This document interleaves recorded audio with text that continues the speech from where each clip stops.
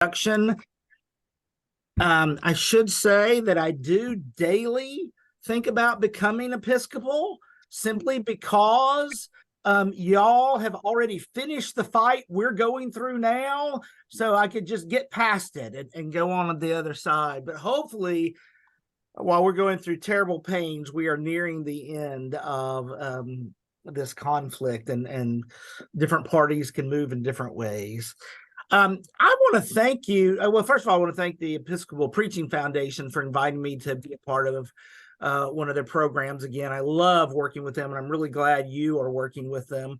But I want to thank you all for taking this amount of time, not my time, your 3 days, to work on preaching. I know how busy your lives are because I know how busy my life is. And I really value that you're doing this. I just spent the weekend with preachers down in Corpus Christi, Texas, and same thing. I mean, they took time away from pastoral care, administration, family, because this is so important. So I really, really value that you're doing this. Yesterday, Nikki talked to you about our hurting world and trauma today, and gave you some categories of thinking about trauma and what that means for preaching in sort of broad ways.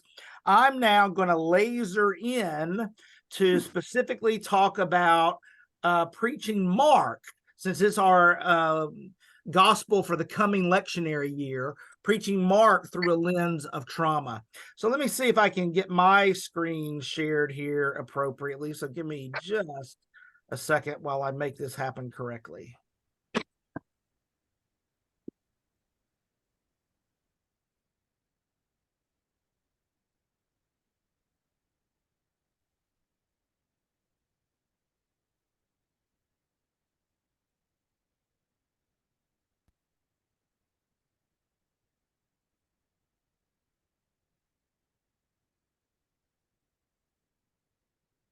Okay, can you all see my screen now? Somebody thumbs up. Okay, very good. I'm going to walk through this, and then we're going to have some time for discussion, which means if you don't have questions for me, I'm a professor. I'll have a pop quiz, so you better be ready. So I'm currently working on a commentary on the Gospel of Mark, and I read it very much as a parable of trauma. So what do I mean by that? Well, let me back up and give a little broader view first.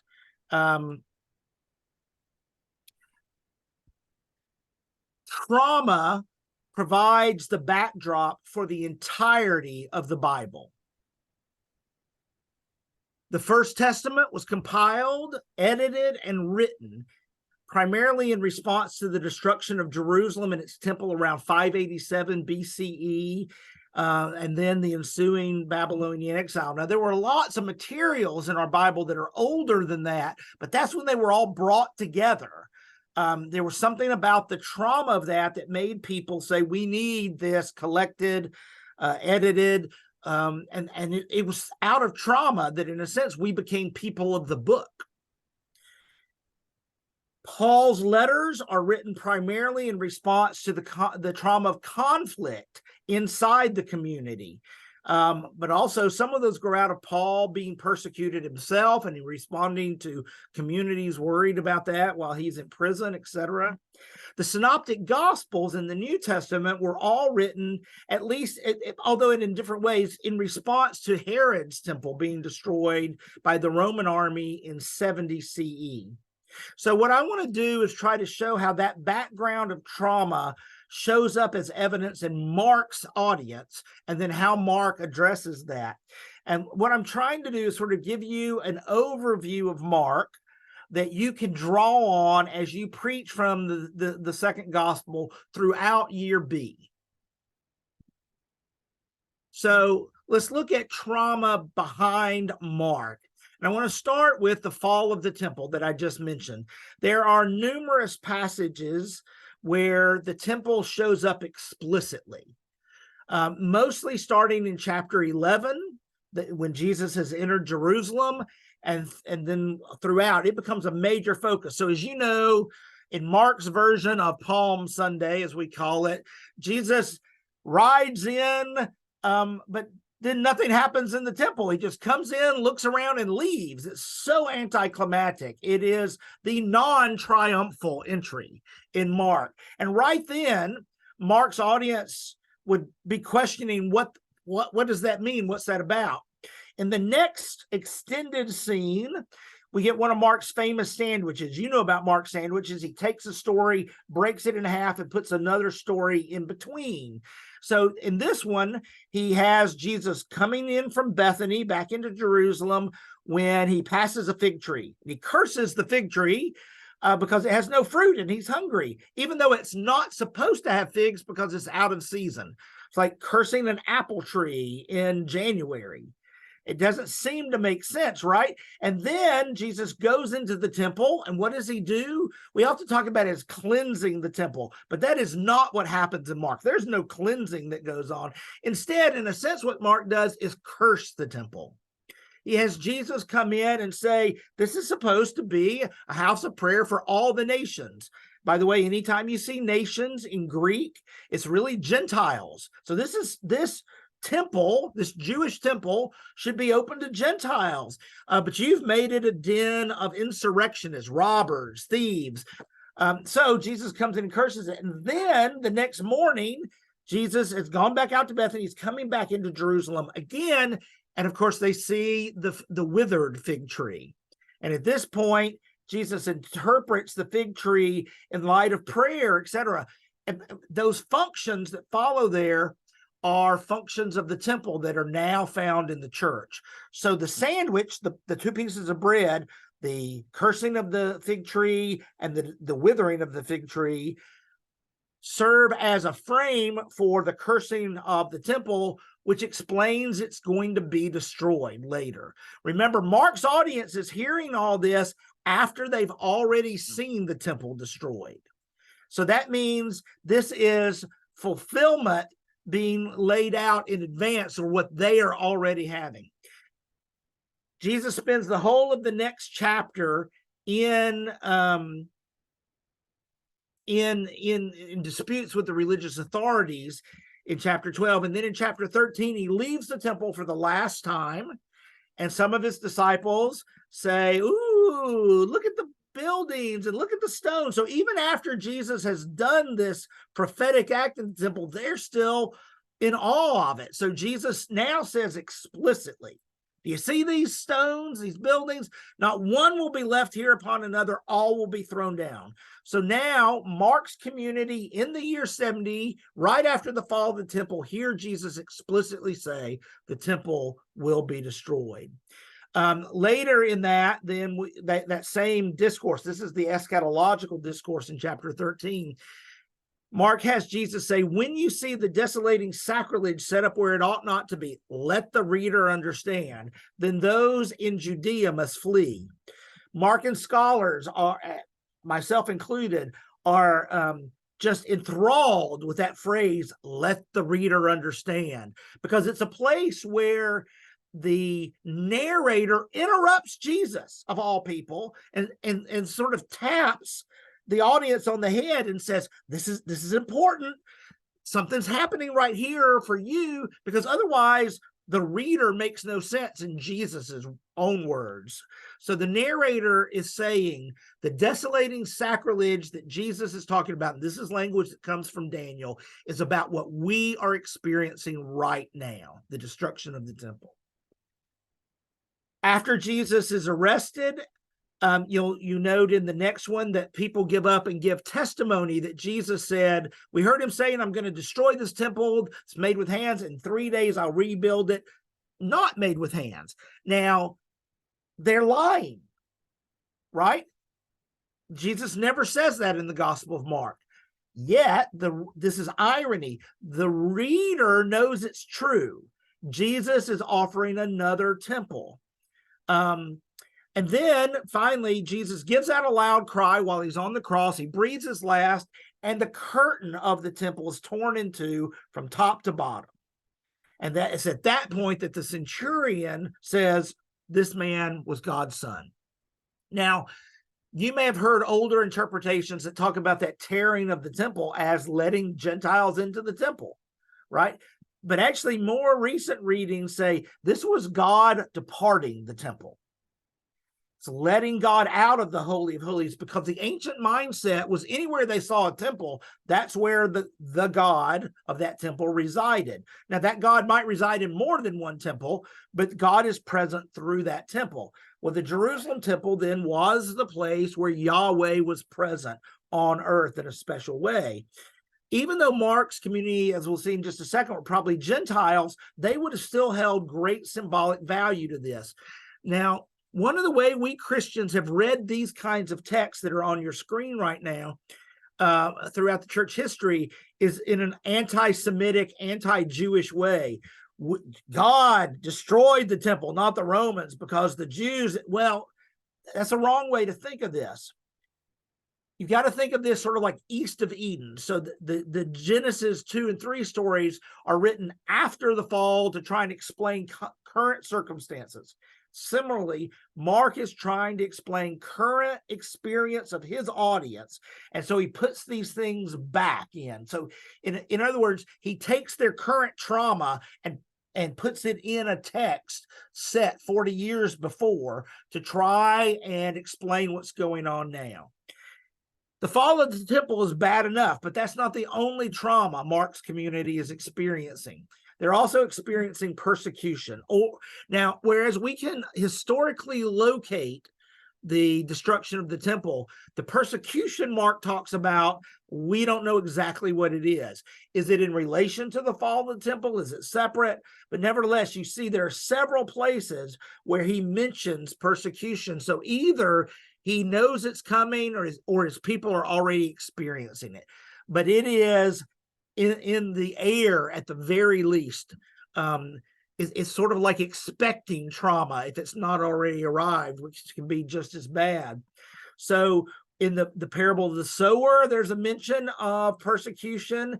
Then when Jesus is talking about the fact that those who have left houses, unlike the rich man who can't give up everything to follow Jesus, those who've left everything will get a hundredfold. It sounds like great news. And then he puts in this little line, they'll get hundredfold now in this age, houses, brothers, sisters, mothers, children, fields, and persecutions. In the reality of blessings, there is still persecution. When James and John asked to sit on Jesus's right and left, Jesus, says, can you drink what I'm going to drink, be baptized the way I'm going to be baptized, talking about his death? And they say, yes, yea, Lord, we're able. Well, even though Jesus says it's not for you to choose, not even for me to choose who's on my right and left, he does say, the cup that I drink, you will drink. And with the baptism with which I'm baptized, you will be baptized. Maybe this points to the specific martyrdom of James and John, but at the very least, beyond that, it points to wider issues of persecution that are going on. And then in chapter 13, where we're talking about the fall of the temple just a minute ago, we also get Jesus explicitly telling the people that they are going to experience persecution. They're going to be handed over to councils, handed over to governors, synagogues, kings, because of their witness. And then notice who's doing the handing over. Brother will betray brother, father, child, children against parents, and have them put to death. So this is no just sort of economic toil or isolation. This is ultimate kinds of persecution that they're concerned about. So we get the fall of the temple, we get the persecution, and who is it all worried about this? Well, it's important that with the year 70 being when this is written, we're really talking about the second generation of Christians, right? All of those who knew Jesus, or mostly all, would be dead by now. Generations were much shorter back then. People didn't live as long. And so the people to whom Mark is writing are looking back on that first generation, sort of as the golden age. They value the faith of the apostles because that's who founded their church, right? So there are reasons to think that Mark's audience is primarily Gentile, and those are listed on your screen. He uses all these kinds of things. He uses the Septuagint, not Hebrew. He translates Aramaic terms, all these kinds of things. So Mark's community may be anywhere in the Roman Empire, but still the fall of the temple and persecution are traumas that they are trying to deal with. And so what it looks like is sort of an equation you can think of. The loss of the temple plus persecution raises the question of theodicy. If I'm going through all of this, if we are going through all of this, where the hell is God? Specifically, it seems that in the first century Christian culture, the question would have been, why didn't or why doesn't Jesus return in power to defend the temple and defend the church? Defeat the oppressive Roman Empire, the military of Satan, if you will. Why didn't Jesus come back? A lot of the New Testament is dealing with this question of the delay of the parousia, but it really comes home when you're asking the question in the shadow of the smoke billowing up from the temple, even if, talking metaphorically there. So the way Mark answers this question for his congregation is multi-leveled. I'm going to argue that Mark offers it parabolically. He doesn't just write an epistle the way Paul does or something like that. But especially what he does is offer the people a new Christology, a Christology that makes sense of Jesus not returning. So in a sense, the theology they're holding on to is one in which Jesus is powerful, raised from the dead, victorious, able to swoop down any moment to come back and conquer the whole of the earth. Judge and Savior all in one, right? Victor Christus kind of theology.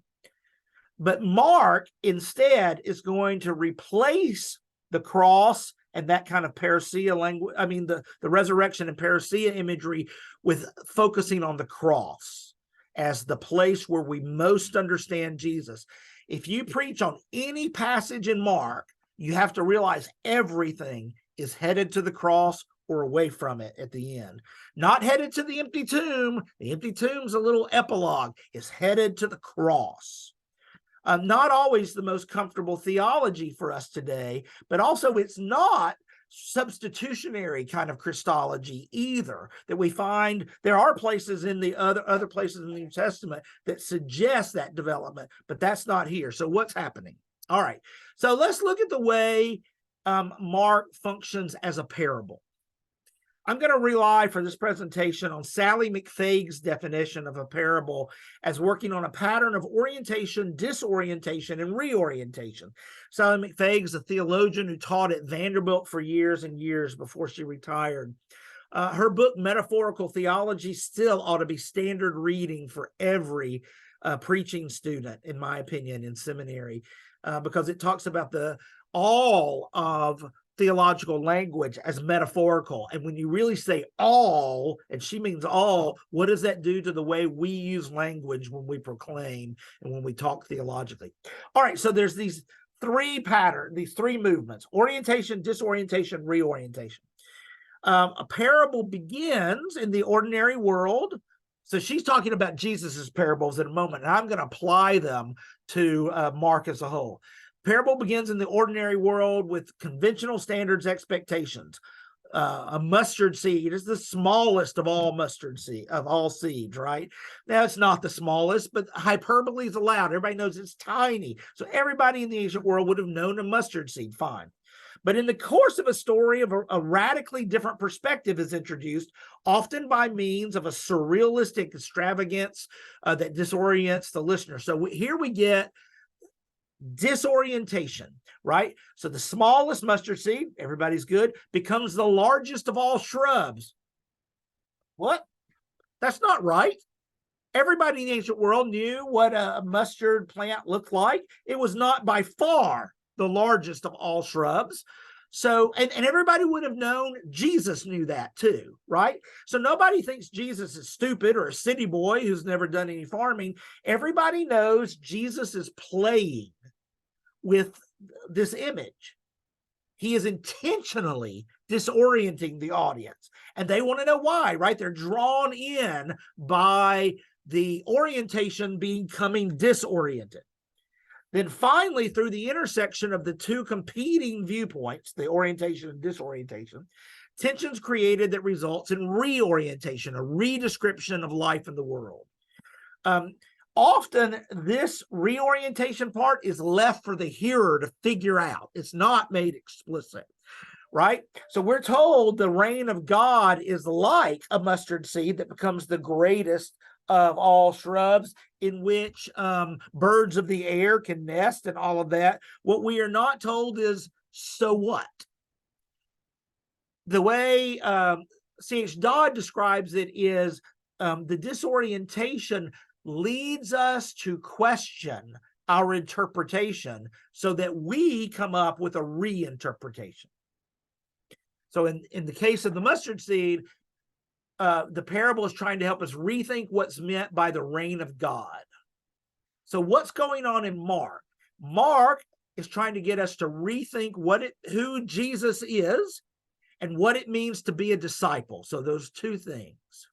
Those are threads that run throughout from the beginning to the end. But I want to show you the way this works in terms of some structure.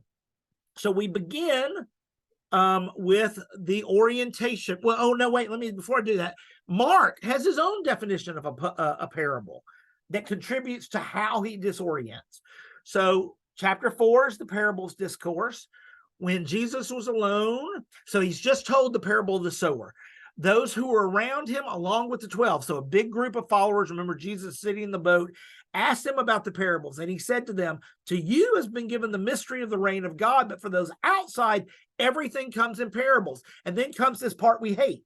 In order that they may indeed look but not perceive, may indeed listen but not understand, so that they may not turn again and be forgiven. He's drawing on Isaiah language. Matthew can't stand this. So Matthew changes this so that the parables fix the fact that people look but don't perceive, listen but don't understand, turn again but aren't forgiven. No, not for Mark.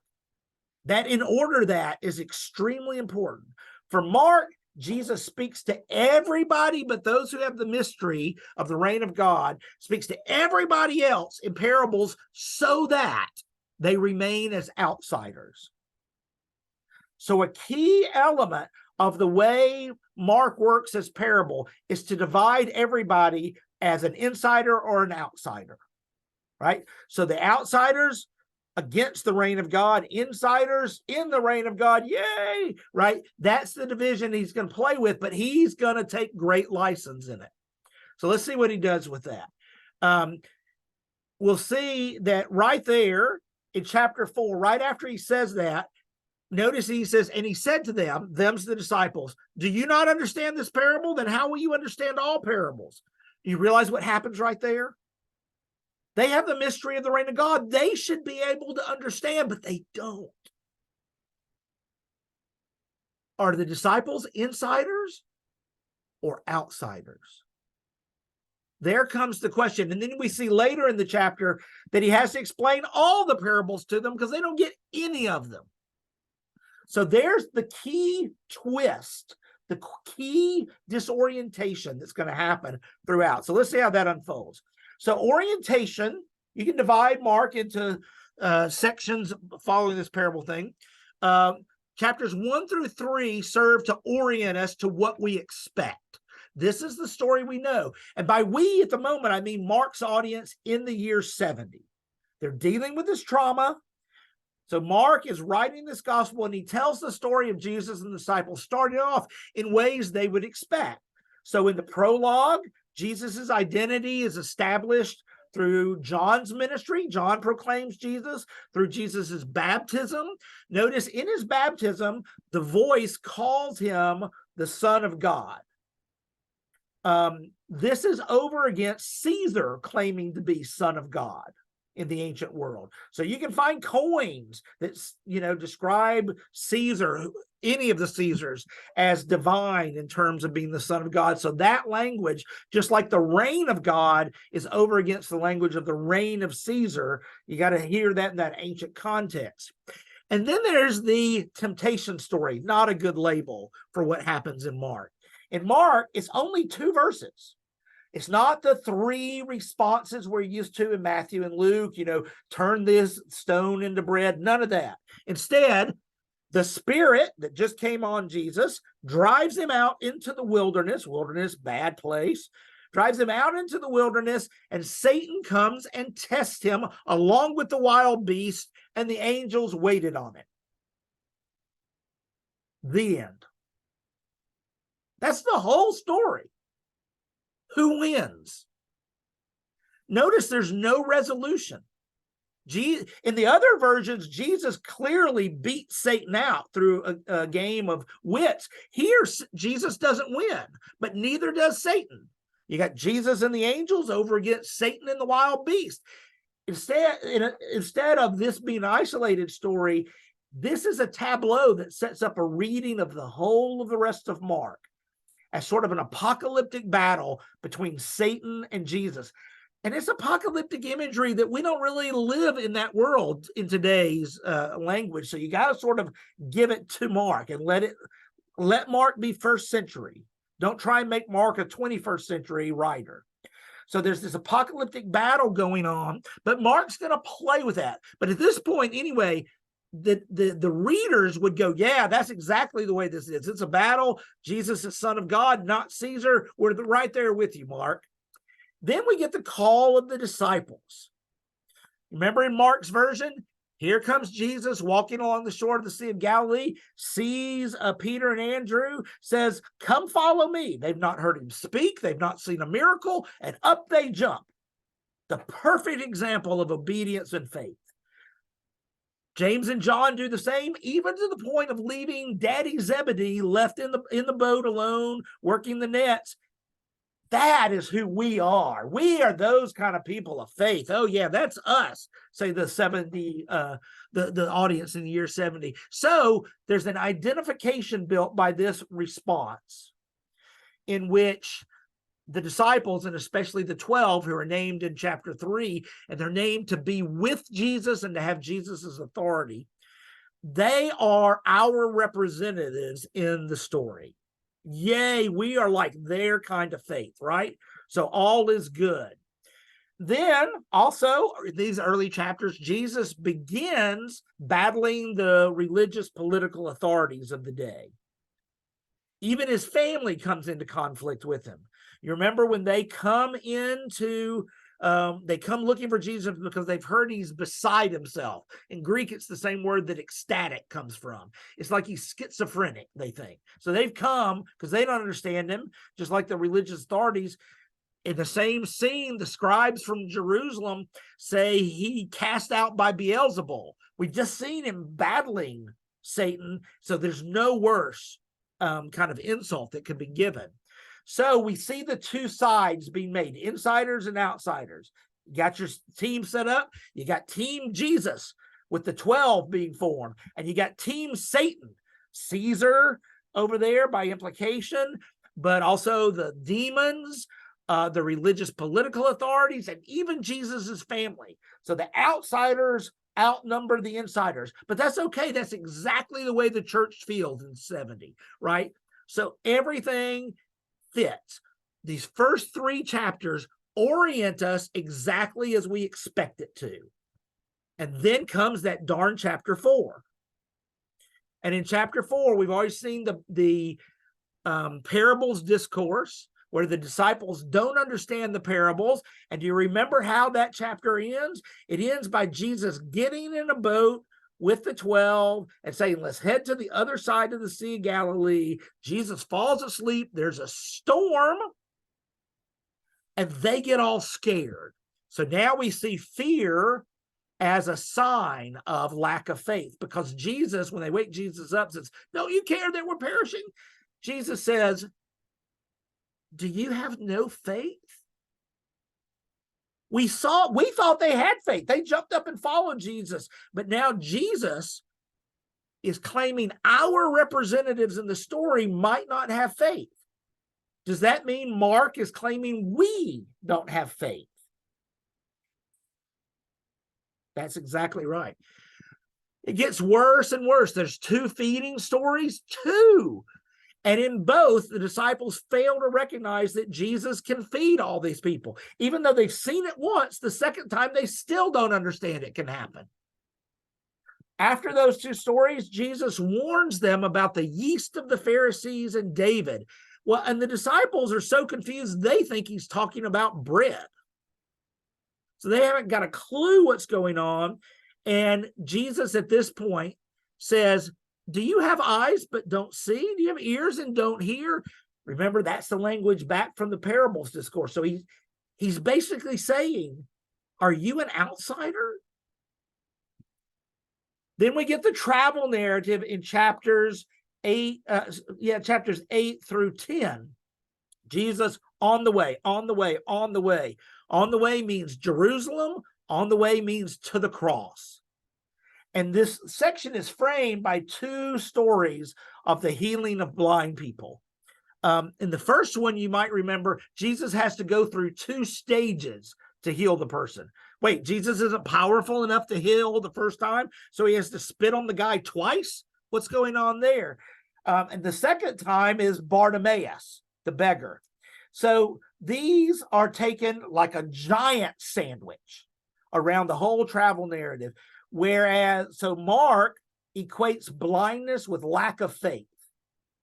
We don't want to use that kind of disability language today, but Mark was first century. That's where he was. And so he is talking about the disciples coming partially to vision.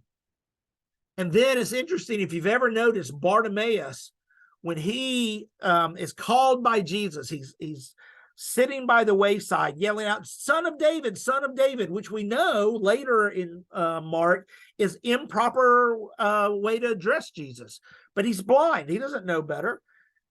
Jesus calls him. He throws away his robe. If you ever notice that, he throws his cloak aside, gets up and goes to Jesus. What do you want from me? I want to see. Jesus heals him. And Jesus says, go. Your faith has made you well. Notice he has faith. And he's told to go. So what does he do? He follows Jesus on the way. So we get an example of someone who follows to the cross, even though he disappears from the story. It's an allegory, but he throws away that cloak because in the ancient days, a blind person or a beggar would sit on the ground cross-legged with their cloak in their lap, and you would throw coins in the cloak. So it's like, you know, in the 20th century, the stereotype of a beggar having a tin can. Everybody in the ancient world would have known then when he throws away his cloak, it's just like James and John and Peter and Andrew leaving their nets behind, leaving his livelihood behind, although it's a beggar's one, and following Jesus on the way with new vision. So we get that, but surrounding all of that is Jesus predicting his Jesus predicting his passion 3 times, and each time the disciples respond inappropriately. I'm going to suffer and die. What does Peter say the first time? He rebukes him. No. I just called you the Christ, but that's not the kind of Christ I want. Jesus rebukes him back, so there's a little rebuke battle going on here. And what happens then is that Jesus calls him Satan. Again, no worse insult we've seen. So he equates him with the team leader of the outsiders. Second passion prediction. Jesus says, I'm going to suffer and die. And what do the disciples do? They start arguing about who's the greatest. You know what that means? They're arguing about who's going to take Jesus's place when he's dead. Oh, I'm first. Oh, no, I'm first. No, I'm going to step up, right? Third prediction, I'm going to suffer and die. And James and John come to him in secret and say, we want to sit on your right and your left when you come into glory. Remember, Jesus says, it's not for mine to decide. It's already been decided who's on my right and my left. And of course, In Mark's parables, that's the thief on the right and the left, and the cross is the moment of glory, not some other kind of glory the disciples imagine. So the disciples are looking more and more and more like outsiders, joining all those others who don't understand who Jesus is, and they represent us. So Mark is leading his 70 CE audience to question, are we outsiders? Have we misunderstood Jesus? Are we not following properly? We've already then seen chapters 11 through 13 where Jesus, in a sense, decommissions the temple. So now it's connected to what we did, but the disciples have not even done their worst yet. Judas betrays Jesus. The disciples completely abandon Jesus. And then Peter denies Jesus 3 times. Do you remember the third denial?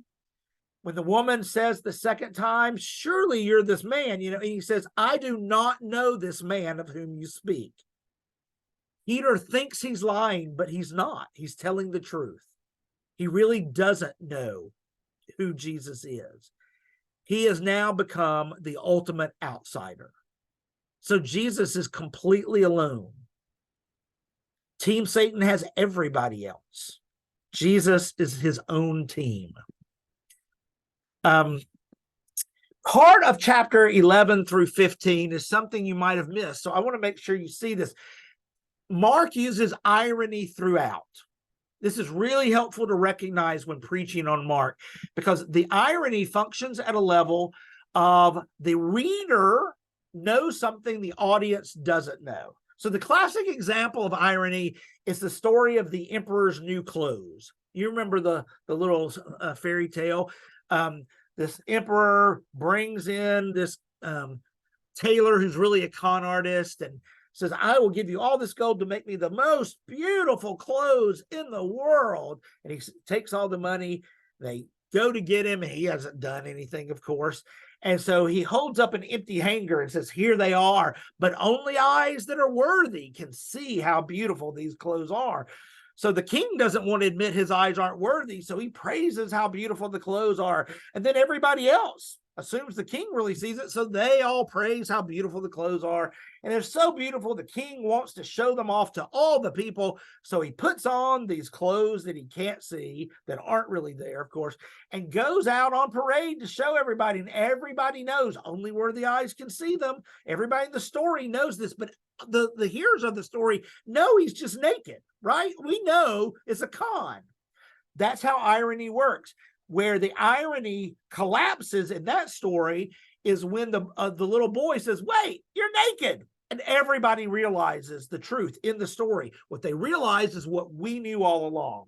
Well, Mark uses irony like that all the time. Things that the people hearing the story know, but the people in the story don't.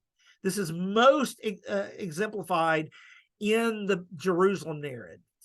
So what's happening throughout this is that Jesus is being crowned, is going through a coronation as Messiah. So you start off with the parade into Jerusalem, which looks like a Roman triumph, where a general or a king who has won the day comes in on a mighty steed, and he's issued into the temple where a sacrifice is made on his behalf, and the high priest praises and anoints him. Well, here, Jesus rides in on a donkey that's never been ridden before, and people are shouting, blessed is the one who comes in the name of the Lord. But they're talking about themselves, because that's what you say as a pilgrim. Blessed am I who come in the name of the Lord. But the audience knows this is about Jesus, even if they don't. Then, instead of having the anointing in the temple, Jesus is anointed by a woman, which, in the ancient world, what a horrible thing. Anointed by a woman in a leper's house, the most unclean. So not in the temple, where it should be. Then we get the Messianic banquet, which would be the coronation banquet.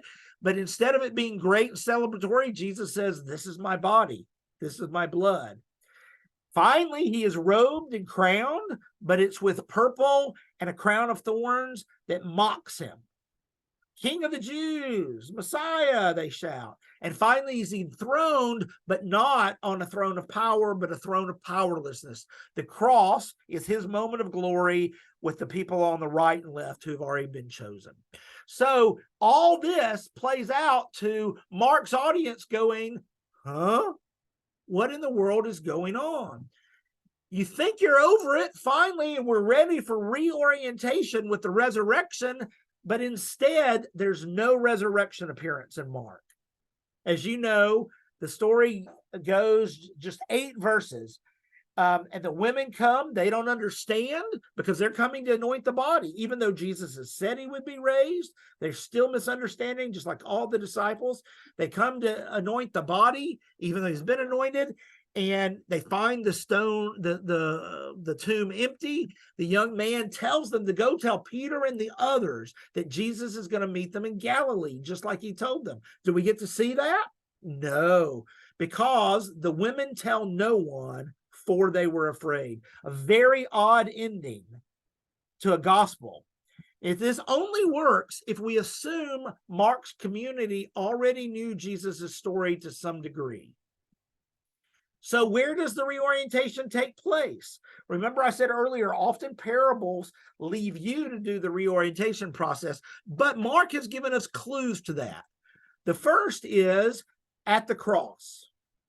That Jesus gave a loud cry, breathed his last. The centurion of the temple, the curtain of the temple was torn in two from top to bottom.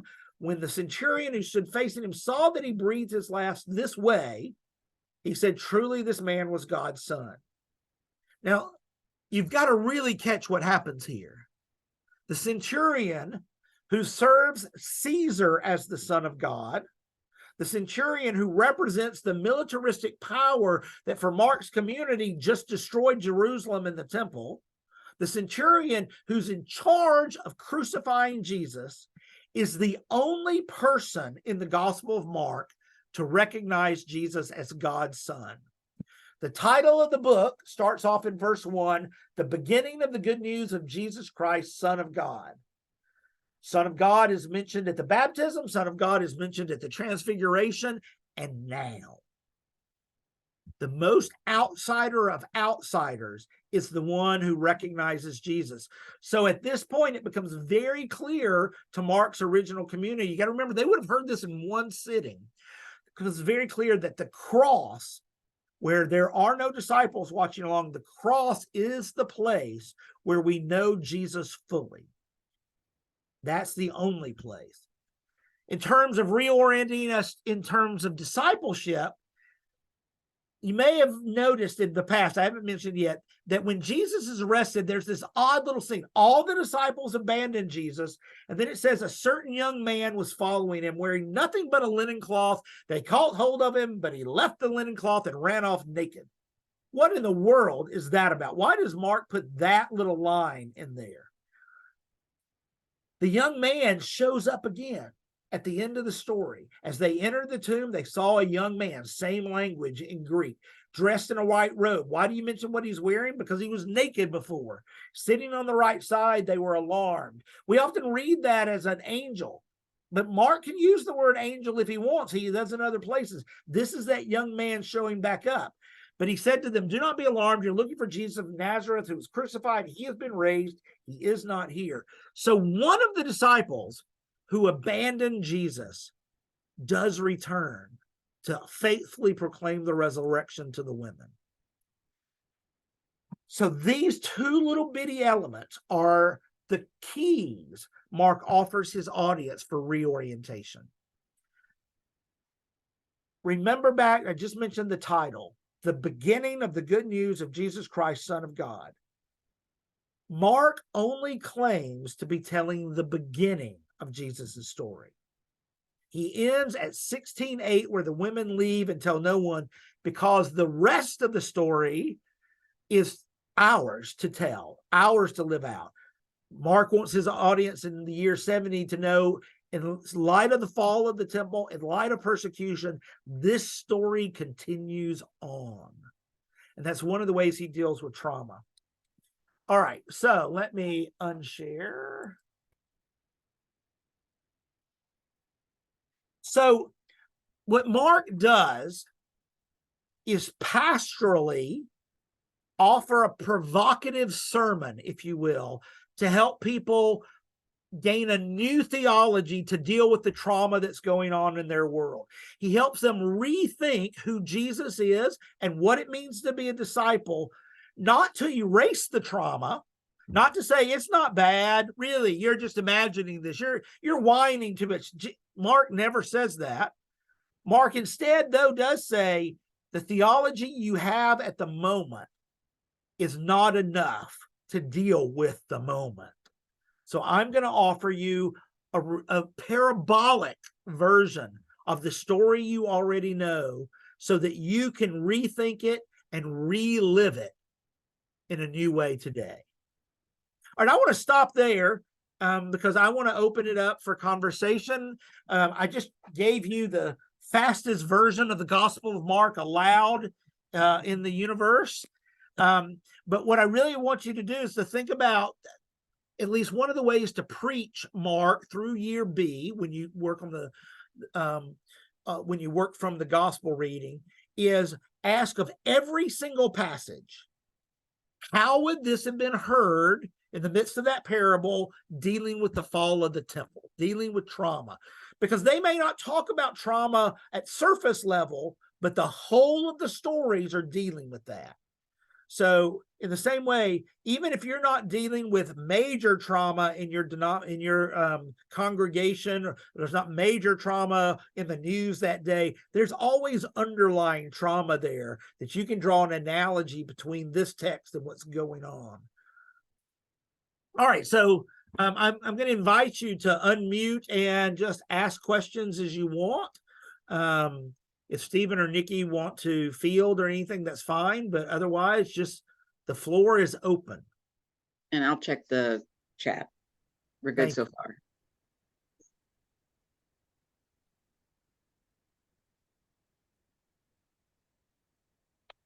Did we put everyone to sleep? No, just digesting. I saw head nods and people invested. That was amazing and so helpful. Thank you. More? Yeah, more. Well, it just makes me miss being in seminary. Oh, well, we always have other degrees you can come back and take. Just saying. We'll welcome you back here. You can go elsewhere, but here's the place to be. I will point out that the first lesson of year B comes from Mark 13. It always comes from the apocalyptic discourse because, Advent starts with the coming of Jesus in our future. Then it moves back to John the Baptist, the coming of Jesus in ministry, and only on the fourth Sunday are we to the Annunciation, the coming of Jesus in birth. So the very first text of Mark that you will read in year B goes to the heart of the fall of the temple and the expectation of the parousia. But your passage is divided in a way that it sounds like it just expects the parousia. So you have to read it in the context of all of Mark, which is very complex, of course, to make sense of it. So remembering that trauma is behind that passage, you can name some of this right at the beginning of the year and then come back to it over and over and over again so that people get this is a way of reading Mark. How do we preach this? I'm trying to get to the heart of the matter, I guess. How do we preach this in a day and age when Christian nationalism is trying to bring about, in a sense, the parousia and the triumph of Christianity? The general populace's complete rejection of religion, for the most part, which denies that it has any role at all, and what is obvious, the decline of our democracy. I mean, those seem to be the three things that coalesce for those of us who have to stand up and preach in this universe right now. Well, I appreciate the softball question there, Stephen. So, well, I'm impressed if you think that's a softball question. No, I do not. Irony. Remember the irony? So I mean, I've obviously thought about this a lot, as Nikki mentioned, the book on preaching in the era of Trump. And you might be interested to know I've been asked to write an art that was written right after Trump was elected.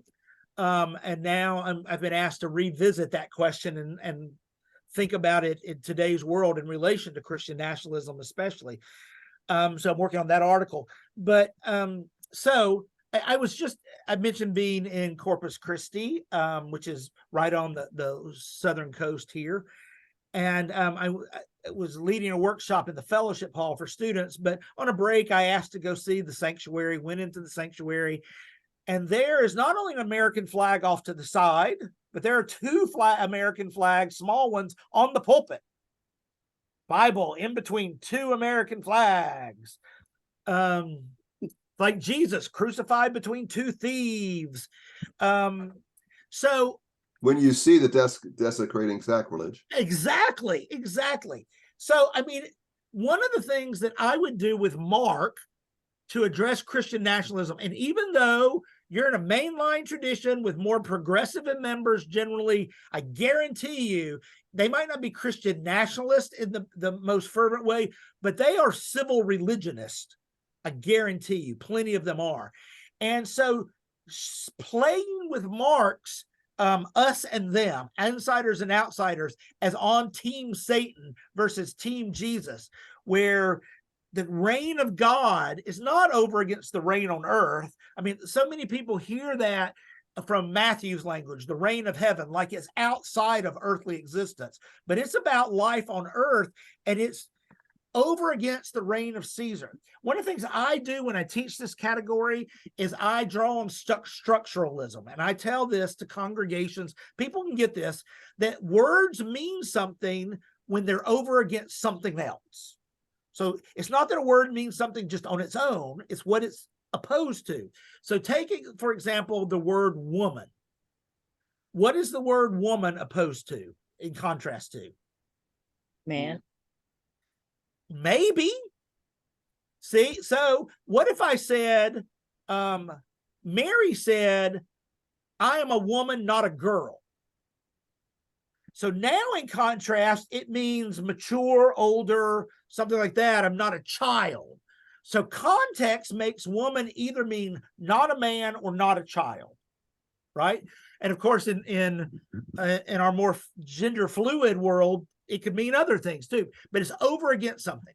When our people today hear kingdom of God, reign of heaven, they hear life after death mostly.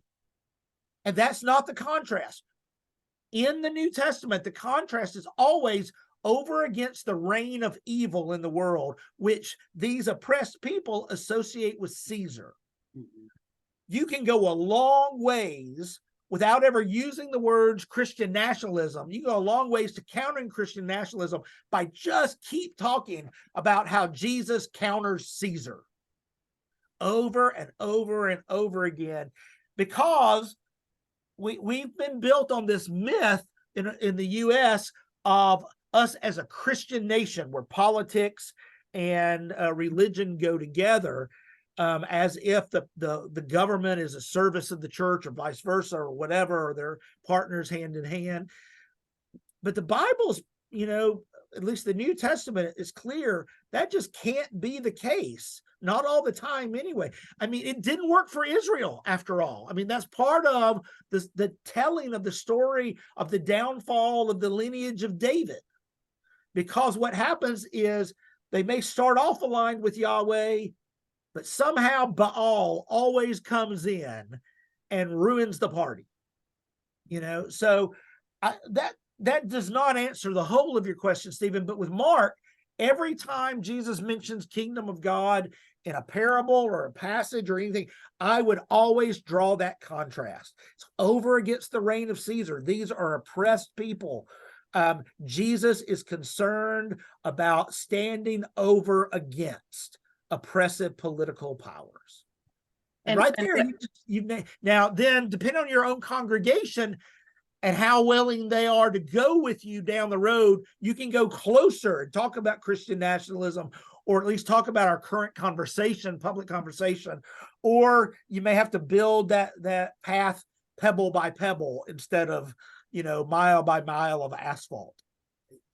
One Wes, of the Brueggemann Go ahead. does is ask, are you on team Moses or team Pharaoh? Yeah, so I think in the Gospels it's the same question, especially Mark. Are you on team Jesus or on team Satan? We think Satan doesn't play a big role because Satan doesn't keep getting mentioned, but Satan is mentioned at the beginning, casting the shadow over the whole rest of that gospel. Nikki, I think were you the one speaking up? I was. When we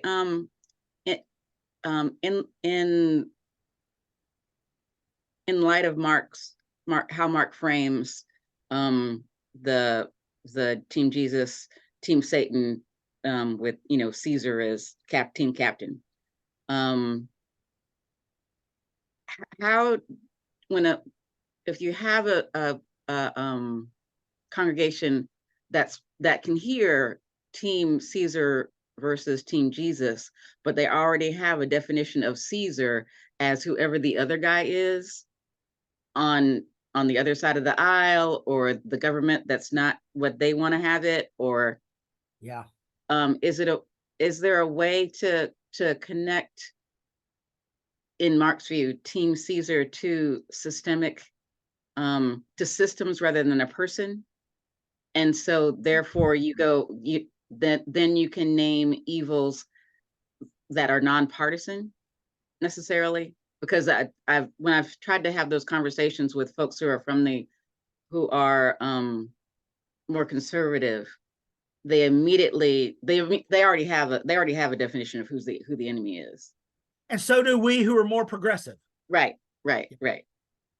Absolutely.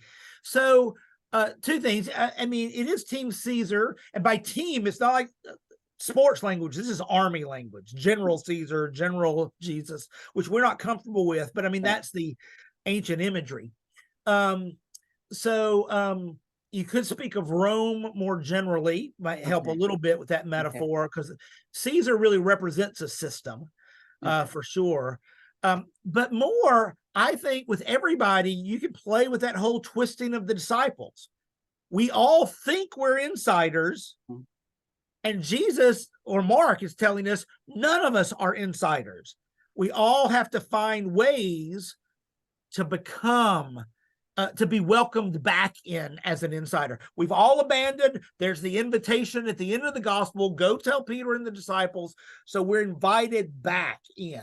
Jesus invites all back in as insiders, but it requires a radical revisioning of the world. So it's interesting to think about how the different gospels end with resurrection. So we'll come back to Mark, but Matthew keeps this returning to Galilee, but has them the appearance on the mountain. Lo, I'll be with you always to the end of time, that kind of thing. Go baptize, go make disciples, that version. Luke has them stay in Jerusalem. And so you get the whole branching out of the second volume of Acts. John has it by the sea, all these things going on. It's sort of different. Mark just simply says you'll meet Jesus in Galilee. But the fact that we're not shown that means, what do you know of Galilee? Well, we know where people are destroyed by demons. We know Galilee as the place where there are sick people in need of healing. It's the place where there are crowds of people who need to be fed. It is the place where religious and political authorities fight against, right? That's Galilee. It's not some fertile crescent land, paradise we get to go to. No, if you want to meet the resurrected Jesus, if you want to continue Mark's story, you got to go back to where people are suffering. And that's where you find Jesus, not in the temple, curtains open. Jesus, Yahweh, Jesus, back in Galilee, where people need Jesus to be, back where people need the church to be. So again, I don't know if that answers the question. Lois. I want to thank you so much for the temple curtain, because unleashing God out of a area doesn't say who's who or what side you're on. It's just saying God is not residing in one particular place and I am now broken open. That language I can use on either side of the aisle. And having, whether the naked gentleman was an angel or not, interesting that he runs off naked, but ends up fully clothed in the end. I'm going to have to explore that because we start out knowing nothing, nakedness in our comfort. Our clothing comes from our faith in Christ. So there's a lot more. You packed a lot, but that's what I'm taking away from this. And I just want to thank you because that was amazing. And it's been a while since I've been in seminary. So well, thank you for both of those comments. Let me say the nakedness of the man running away is not I don't think symbolic of our innocence and all. Think about running naked through the streets when you've been robbed of your clothes. It's that kind of terror because they grab him. He's only wearing a linen cloth and he runs off naked. He's only able to get away by leaving his clothes behind. But the new clothes, the white clothes, remember, people in the ancient world didn't have white clothes because the world was dirty. In the Transfiguration, when Jesus is white, I can't remember which gospel this is whiter than anybody with Clorox could make it. Somebody whose job it is to make things white couldn't make it this white. So white was odd. So this may be, and that's really it's not may be a reference to baptism. Because we know in the early church, but we don't know in Mark's practice, but we know fairly early, people stripped off their clothes, went into the water, none of this, sprinkling or pouring. I hate to admit it as a Methodist, but went into the water, came up on the other side, and was now robed in a baptismal robe. And so that symbolism may be behind that, but we don't know what Mark's community's practice was in the year 70. So some of that is guesswork, but at least it's evocative of that imagery, I think. I do think that's part of that. So you could, especially if you preached on that text at your Easter vigil, I would draw on that language and make that connection, and then invite, whoever's being baptized that day. Do you want to get naked and get into the font? We'll splash her,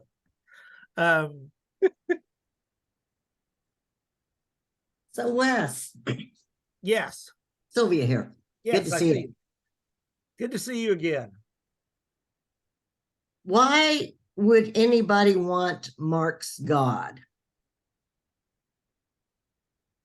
It's a great question. And the answer is because the God of Mark's audience didn't show up. Right? So how many of you, you've gone to the hospital and somebody said, why did God do this to my child? Why didn't God show up and fix this? And of course, on a wider scale, why does God let this suffering in Israel and Palestine happen right now, wherever you are on that? Why is God letting this happen in Ukraine? Why is God letting so many people starve, right? So it's a question of theodicy. Now, whether you like Mark's answer, or that's your answer to theodicy, what Mark is trying to do is say, our God, known through Jesus, is not one to expect to show up like the Deus ex machina, the machine coming down and rescuing the day. Our God is one who suffers with us. Now, it's not just a presence, it's a counter. Because there's still resurrection. He's been taking on the authorities, but Jesus has addressed people suffering in Galilee, and now in his own suffering identifies with their suffering in Jerusalem. That's who Mark's Christ is. So in the year 70, when they are in the midst of high trauma, perhaps the first major trauma this community of faith has experienced since becoming a community of faith, Mark has to explain, you had a childhood version of God. Here is the real understanding of Jesus, the real understanding of God. We can find God now released from the temple out there in the self-denying, cross-bearing Jesus that we are called to follow. So it is not, we might prefer the God who will and fix things. But for Mark, that's just not a realistic God. Now, to be clear, though, whatever our modern worldview is, Jesus still performs miracles in Mark. Jesus heals people. Jesus casts out demons. Jesus knows the future, right? So Jesus is a great figure of power, a theos on air in ancient language, Greek sort of terminology. So he is a mighty figure, but that is not what defines him. What defines him as Son of God is the cross, the taking on the cross. And because he predicts the cross 3 times, predicts Judas's betrayal, it's not like the arrest sneaks up on him. I mean, he's in the garden praying, I wish this didn't have to come, but thy will be done, right? So that all points to him going there willingly. It's a model for us as disciples, but it's also, Mark doesn't have a lot of soteriological language that's surface level. Most of it you have to dig deeper. But he does say in chapter 10, the Son of Man came to give his life as a ransom for many. At the very least, that sacrificial language, that the cross is not just a model for us, it is somehow an offering on our behalf. Mark doesn't go on to explain that, so we have to go to Paul or something, but there it is. One of the problems with reading Mark or any of these ancient documents is we don't know completely what the original audience already knew. Like, so when Mark uses shorthand language, this was done as a ransom for many. A lot of people may have known, oh, we've talked about that ransom language a lot in 70 CE Sunday school. You know, we just don't know. Was that new language Mark was giving them, or was that old language they were comfortable with? We can tell places, but we can't tell all. And even where we think we know, some other biblical scholar will come along and say, no, you're wrong. I mean, that's the way we make our living, right? By saying every other biblical scholar is wrong. But now you all know there's only one that's right.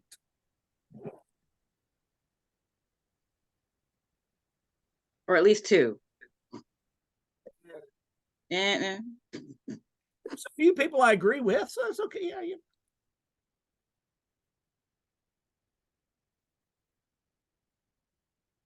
Feel like we're about wrapped up, or any other questions or comments? This was great. This is so helpful. Thank you, Wes. Because every year A, I look and go, oh shit. So this year maybe I won't be cussing quite as much. There are, even though I'm working on a commentary on Mark, I really often tell my students, you should buy a new gospel commentary every year. The lectionary changes. You don't know what you're going to preach on the others, but you know you're going to come to those gospels some. And I'll just mention very quickly some that I think are very good on Mark.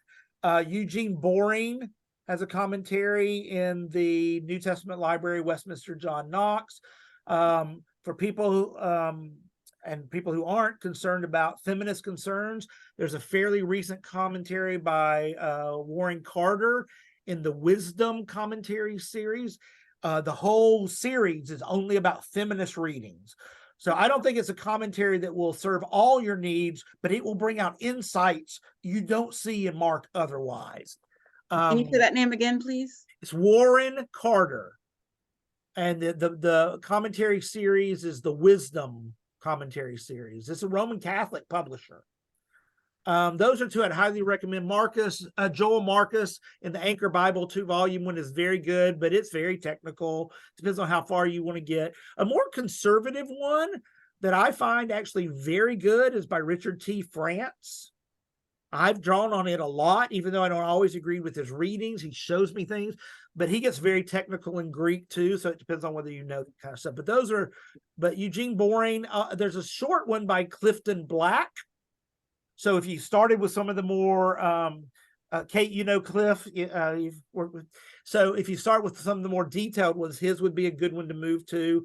There's a very small one that I love for overview kinds of things. By Marianne Beavis. Very short, but quite good, fairly recent.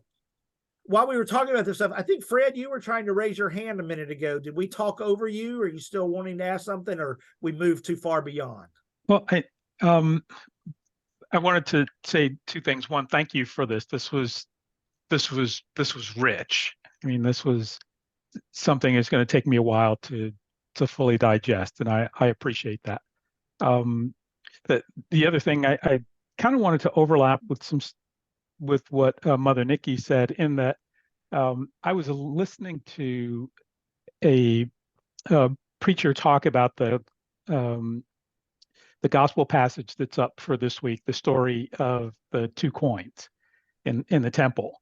And what startled me was he went where you went, but with a Christian nationalist bent. And that is to say that part of what you're seeing is evil in the temple when you have churches aligning with the LGBT movement and with feminism and with all of this stuff. This is, meaning his folks, have to stand for the true church and resist evil and resist Caesar.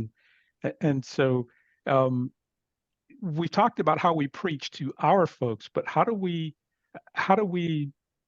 talk to the people across the street, so to speak, I guess is part of what I'm thinking. Yeah. So I mentioned that I wrote the book on preaching the era of Trump. I've been asked to revisit. Part of what my homiletic has been is a homiletic of conversation. So I'm right there with you with that concern. How do you preach in a way that people who disagree with you are invited into the conversation, et cetera? And then more broadly, but frankly, I'm more pessimistic about real conversation than I've ever been before. Well, thank you for that.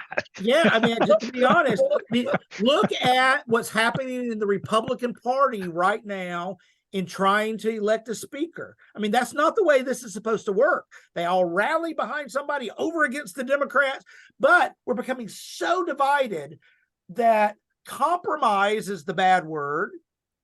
I've wanted to replace debate with conversation, and what I mean by that, debate is trying to win, right? You're trying to one up the people who disagree with you. You win the conversation, you win the debate somehow. Conversation is not about winning or losing. It's just about learning from each other. There are people on all sides who want to do that today, and you can find those people, but there are fewer and fewer, farther and farther between. So I think we have to be careful about choosing our conversations. One thing I would say, though, is we got to be very careful not to demonize those who preach the exact sermon we do from the flip side, because we use scripture for our own purposes just as much as they do. We just have to be honest about that. Mm-hmm. And especially like with LGBTQ inclusion, there's so little in the Bible that really relates to this. We find text to make it, right? And I'm certainly on that side of inclusion in my own denomination fighting. At some point, I had to come to the realization we couldn't stay together. It's time for us to split. Now, what I wish we had done was divide 15, 20 years ago, where we might have been able to divide and send each other forth with blessings, and maybe even find ways to be in ministry together in certain ways. Hospitals that we are denominationally owned, UMCOR, which is our relief organization, those kinds of things, even holding the pension and maybe insurance together. It's way too far gone for that. My hope is that where that pendulum is swung, it will swing back. And there will come a day while I'm still alive where those conversations are able to happen better. So one thing I would say is open yourself to conversation, but don't be terribly disappointed when the others won't meet you there. And don't waste your energy. Then don't take the bait and jump into debate with those who won't do it. That doesn't mean don't take political action. We got to fight for certain things. Abortion rights for women, rights for people, and still, I mean, it's like Black Lives Matter sort of disappeared from white consciousness now, like, okay, they've mattered for a while. Let's move on back to us who really matter. So I'm not saying we don't take this public. Part of preaching is sort of a first step towards more public discourse. But it's just much slower than any of us would want. Thank you.